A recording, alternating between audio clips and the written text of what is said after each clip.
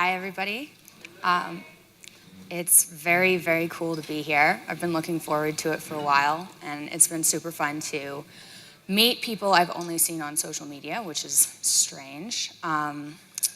Today, I'm going to talk about specifically how to use the carnivore diet to treat people who are really, really ill. Okay, I'm going to get started. That's an old picture of me, but I was already carnivore. That's last year. That's my daughter. So I'm Mikhaila Peterson, mother, blogger. I managed my dad, and I was formerly dying, but I'm not anymore. This works. So I went over this a bit, but I used to be really sick, and I want to talk to people who aren't just using the carnivore diet to get like hotter, but to get like healthier. So that's specifically autoimmune disorders and mood disorders, but also, fatigue, skin problems, like a cracky jaw, like whatever. Okay, so age 2, I had symptoms of rheumatoid arthritis, so I was just walking funny. My parents used to put me on their shoulders, and when they put me down, I cried, and it was like cried and sat down. So something was going on with my hips as early as age 2. When I was 7, I was diagnosed with arthritis. I had 35 joints that they could tell were actively inflamed. I had most of them that year injected with cortisone, so that was the first surgery. Like they put kids under general to do things like cortisone shots. So that was age 7.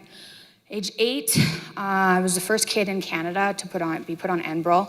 So I was taking methotrexate, naproxen, Enbrel, which is a biologic drug. Methotrexate's pretty intense too. That was age 8. Age 9, I started exhibiting more symptoms of depression and anxiety with OCD tendencies. That had started around grade 1, but by the time I was in grade 5, it was severe enough for me to be medicated. So I was put on an SSRI when I was 10. At 14, I started getting tired and itchy. So that happened just over a winter, and it was like mosquitoes everywhere itchy, but there was no sign of anything. And I was sleeping a lot, but I was also staying up late, and it was really hard to tell if it was me being lazy or if it was fatigue. And I battled with that and with my parents for the next 5 years with the fatigue, because it's hard to tell when people with like invisible problems are sick or whether or not they're just being lazy. And it's hard for them to tell too. And I can tell you, like, if you don't want to get out of bed in the morning, something's wrong. It's not you being lazy. Age 17, hip replacement. So I was told at 16 that I would need a hip replacement before the age of 30 because of the state my hip was in. And in the next 6 months, it got so much worse that I needed a hip replacement then. So that's my healing picture. It was intense. That's my hip replacement, which has actually done really well. The same year, I needed an ankle replacement. So after I got my hip done, my ankle cartilage just disappeared. So that's the left side, just like bone on bone. That was a terrible year. That's the ankle replacement. So that was 17. So things were not improving, even though I was on Enbrel, methotrexate at this point, Cipralex, and OxyContin for an entire year because of that pain. So I went to university at 19 because I needed to take an extra year of university because of all the school I missed, which made me really angry. But I went to university, and then things went downhill like really quickly because my diet went from like healthy whole grains but meat, and like we ate organic, and like my mom was trying to be healthy, to surviving off of noodles. And things got really bad in university. I gained weight. My mood was just awful. I went completely nuts. I kept trying to fix my antidepressants and try and like an SNRI, which went really badly. I went up on Wellbutrin high enough that it gave me a seizure. It was a rough year. So then I was like, okay, I can tolerate this. I'm slowly gaining weight, but like I can handle this. And then it started to hit my skin. So I'm gonna really go through some skin pictures so you can see what I was dealing with. But it started hitting my skin, and doctors were telling me, you're doing it yourself, stop. Because I kept going and saying, my skin is like dying, what's happening? And they're like, well, stop scratching. And I was like, you don't understand. So I'm in doctor's offices, I'm like crying, and they're like, well, you're crazy. I was like, okay, this isn't working out for me. So this is what started to happen. These are some not fun pictures. That's me looking puffy and really unimpressed with life. So when I was 22 and like my prefrontal cortex had mostly grown in, I started researching because I realized like how sick I actually was. When you're a kid, you kind of just like go along with things. You don't realize. I was like, oh, arthritis. That seems like something that's embarrassing, but whatever. But at 22, I was like, oh, this is actually killing me. So I started researching, and I started with the skin problem because I was like, okay, I'm gonna have depression for life. I'm gonna have arthritis for life, but I really don't want my skin to look like that. So it was like a vanity thing, and I was like, I can't handle all these symptoms plus the skin symptoms. So I went through like hundreds of papers on skin disorders, and eventually, after a really long time, I came across a celiac rash, which is a gluten-caused rash that causes itchy blistering. And I had never equated these skin problems with the itching I had started experiencing when I was 14. So I got that, and then I went like down the road into gluten and realized that that is really not good for your gut, just for everybody, but specifically for people with the celiac gene. And I had my genes done, and I have the celiac gene. So I cut out gluten. Anyway, I'm getting ahead of myself. These are some of my medications. Some of them are doubled up, but it was like Adderall, what's on here? Adderall, Tylenol 3, Dapsone, that's an antibiotic, that was for the rash. Citalopram was for mood, valacyclovir, that's cold sores. I had cetirizine, just because I was allergic to everything. Enbrel was for arthritis. Advair is for asthma. Seasonal, that's birth control. I don't even know what Teva Ciprotroni is. Vyvanse was something to take along with the Adderall to keep me awake. Yeah, it was a lot. So, yeah, no, those are gone. I brought like a bag back to the pharmacy. Okay, so 2015, I realized gluten-free wasn't a fad. And then over that didn't really make much of a difference, honestly, getting rid of gluten. So in September, I went on an elimination diet that I kind of came up with myself, and it was just meat, root vegetables, and rice, because I thought those seem like things nobody's allergic to. I kind of just tried to cut out allergens. And I did it for a week and nothing changed, and I didn't realize this, but I was getting cravings at that point. And I made gluten-free, dairy-free, sugar-free banana almond flour muffins.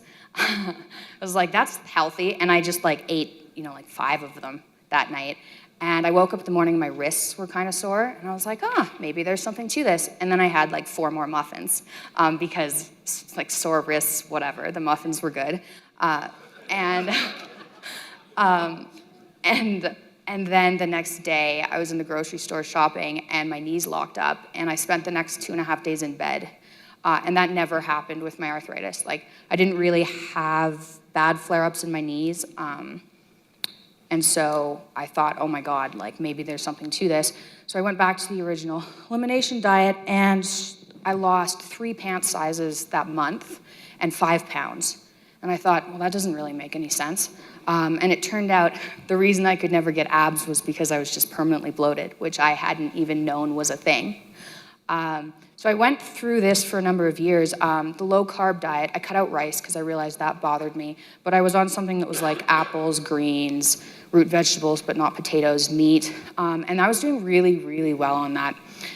And I stopped all my medication, and I stopped my antidepressants in November, and people in Canada know it's really dark in November, and if you're depressed, that's not when you stop medication, but I could tell the depression was gone. Like when you take antidepressants, you still know it's there.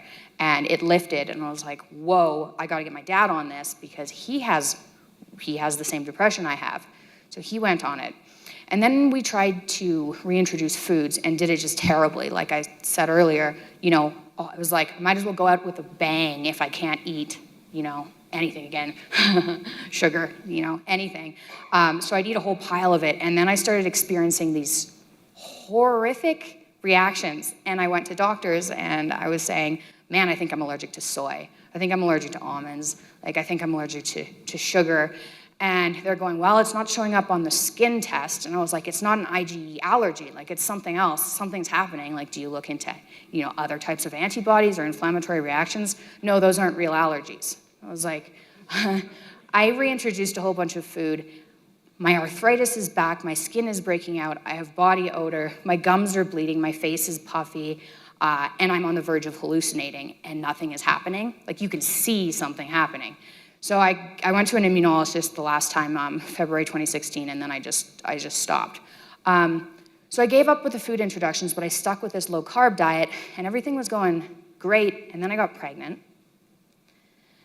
And then all my symptoms came back, which was really scary and really frustrating, because when they leave and then they come back, it's just, and I'm sure a lot of people know about that, it is so scary.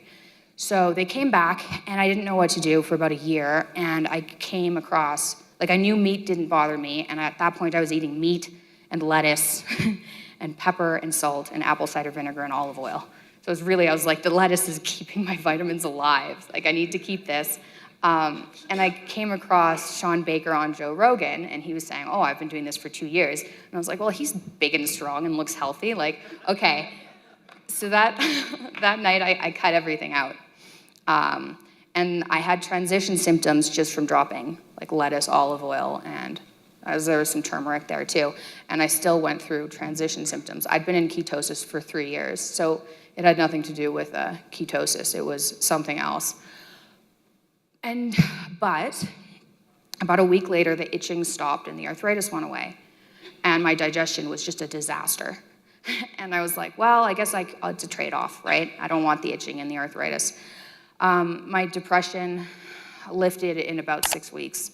I wasn't happy, but I wasn't depressed, and that was good.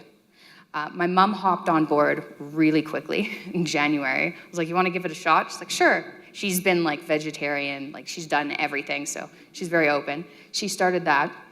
And then I worked at my dad, because he worked because he was literally just eating meat and greens, and he was waking up with horrible anxiety, and he was saying, this isn't working. And I was like, just drop the greens, every day till April, and eventually he was home and I could corner him. and wait, that's not his version of that story. Yeah, his version is not true.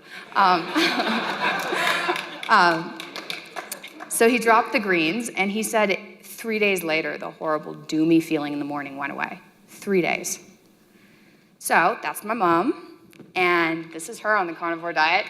She let me take this picture. She knows it's here. She's 57. Yeah, and that is everything she was suffering from.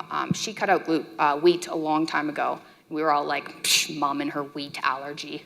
But that's what she had, and she's good now. She's happy. She's still doing meat. It's been a year. This is Dad. He is 57, and he looks great. His has been a little bit more difficult to get under control with mood problems, but he had a whole bunch of problems. He was sleeping all the time too. He never naps now. He's just go, right? He's done 180 tours this year. He's got unlimited energy. So, what do you do if you've restricted your diet or you've tried carnivore diet and it still isn't working? Well, the popularized carnivore diet right now is animal products, and dairy was one of the biggest triggers for my autoimmune disorder and my mood disorder. So if you've tried carnivore and you haven't tried just eating beef, then that's the next step. And hopefully people can try carnivore and do eggs and do some dairy and still feel awesome, and that's great. But if you're in the category of people who are ridiculously sensitive for some reason, you have to really buckle down. So I only eat beef and lamb. I can do ruminant animals. I'm eating salt, and that's it. I don't really go out to eat. I went out in Florida, and I was very annoying at the restaurant. scrub the grill. I'm allergic to everything. What are the allergies? And I was just like, well, soy, dairy, gluten, sugar, sulfites, because I know that covers most things you like sprinkle on a steak. But the grill wasn't as clean as it should have been, and I had a, minor for me, but I still reacted to the grill. So I don't really eat out. So if you're in the category of people and you're still having autoimmune symptoms, you like really got to buckle down. My depression's triggered pretty easily too, and so is my dad's. One of the things I wanted to talk to you, and I'm sure people are aware of that here, but you're taught by the medical community in particular, but by everyone really, to stop listening to your body. So if something's wrong, you go, hey, this feels funny. And they go, oh, everybody has that. You're like, okay, I'll put that in the section of ignore.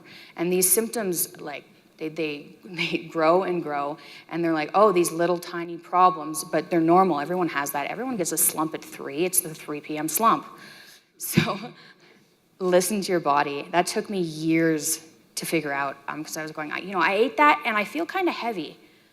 But that's fine.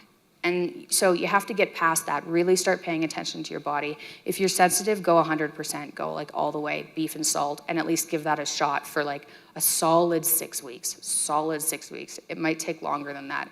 For me, it was about 6 weeks, but it improved after 5 months, and then it improved again after 10 months. So it takes a while, which isn't surprising if you're trying to deal with an uncurable illness.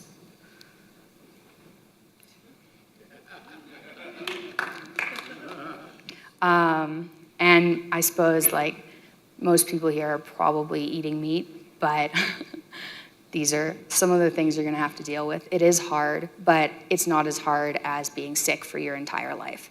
Nothing is that hard. So it's worth a try. And then, these are just ways to succeed. Get the food you can't eat out of your house, because when the cravings hit, they hit hard, and you'll binge eat. So, and get it out of the house. Try and make sure, if you're with roommates, I don't know, man. When I first started cutting food out, I was on 40 milligrams of Adderall a day, which just destroys your appetite. So I was like, oh yeah, I can survive off of, tasteless mush, because everything is tasteless mush right now. So when I went low carb, it was easier to get off of sugar that way. I don't recommend taking Adderall in order to get over the sugar cravings, but they are hard. But they do last. They just drop off at some point. Yeah, so you can get your life back. I got my life back. I got a life that I didn't know existed. I had lost hope at 14. My arthritis had been put into a medical remission when I was in grade 6, and I thought I was one of the people that was going to grow out of it. And at 14, the doctor was like, oh, your elbow's inflamed. And it just wrecked me for about a month. And I decided, okay, I'm not going to have any hope anymore, because you can just be crushed that way. So yeah, this is, oh my God, I'm gonna pull a Jordan Peterson and cry. God, okay, it's over, it's gone, okay. Anyway, it's still a process. I'm still dealing with, I'm not dealing with anything, really, compared to what I was dealing with before, but I am trying to figure out how to make myself less sensitive, and my dad, because we're still very sensitive. So I do think there are underlying problems, but this has completely changed my life, and it's totally worth it, and I'm absolutely never going back. So yeah, that's it.